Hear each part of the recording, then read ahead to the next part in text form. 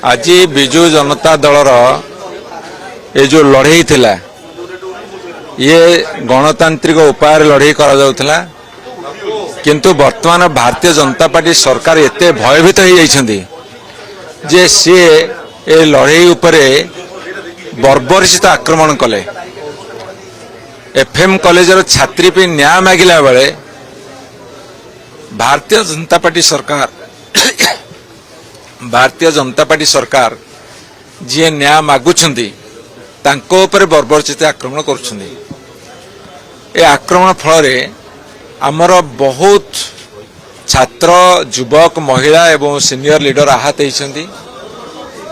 सेमाने पानी मार करिछंदी, रबर बुलेट मारिछंती, गैस बोमा फिंगिछंती, टीयर गैस प्रयोग करिछंती। एथिरे प्रणव प्रकाश दास बबी बाबू आहत होइछंती। आमर डानी घड़ी प्रीति रंजन घड़ी से मध्य गुरुतर आहत होइछंती।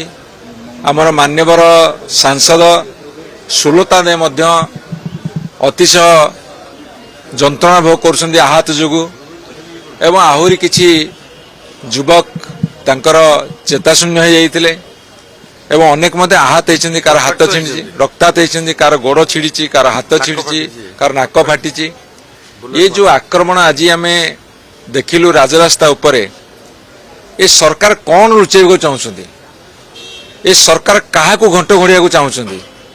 ये सरकार कहा को सुरक्षा देवा चाहते? कहीं ना जो मृत झील जे आत्माहुति देला से एक्स रे से ट्विटर रे ट्वीट करछंदी मुख्यमंत्री की, शिक्षा मंत्री को, एमपी को, एमएलए को एवं एसपी कलेक्टर समस्त को। किंतु ये जो तदंत करुछंदी ए तदंत कौन हबो? सेमान कौन मुख्यमंत्री, शिक्षा मंत्री, एमपी, एमएलए को तदंत परिसरभुक्त को आनी परिवे? तांको अधीन रे काम करुथिया पुलिस कौन तदंत परिसरभुक्त करि परिबो? ना भारतीय जनता पार्टी जो छात्र शाखा अच्छी, जो छात्र शाखा ताकू उसके की निया लगे कि नाटक कांड कारखाना करछंदी सेमानु कोन बांधी परिवे? तेणु आमर डिमांड थिला तमे ये सब छाड़, जुडिशियरी तदंत कर। घटना घटी ओडिशा रे, सारा ओडिशा वर्तमान अशांति एवं समस्त भितर भारी तीव्र प्रतिक्रिया। तमे सेतले फंक्शन पर फंक्शन करूछ भुवनेश्वर कटक रे, तमे दायित्व संपन्न सरकार हो न। आमर डिमांड होची तमे जुडिशियरी तदंत कर, निरपेक्षता रहिबो। तुमर सरकार मुख्यमंत्री, शिक्षा मंत्री तमे इस्तफा दियो तदंत को स्वच्छ करबा पई। एवं जो सोमेश्वरी भौणीटी आत्मदाह कला ताको प्ररोचित करिके हत्या करेले ता परिवार को 2 कोटी टंका अनुदान दिया जाऊ। जदि ये कथा गुड़ा न करिवे ताले किछि लाभ होबनी। आमे बर्तमान हॉस्पिटल बुलिकी देखुछु एमाने एते सीरियसली आहत होइछंती। बबी बाबू, डानी बाबू, सुलता बापा एवं अन्य कर्मी माने एटा आखिरे न देखिले विश्वास करि होबनी।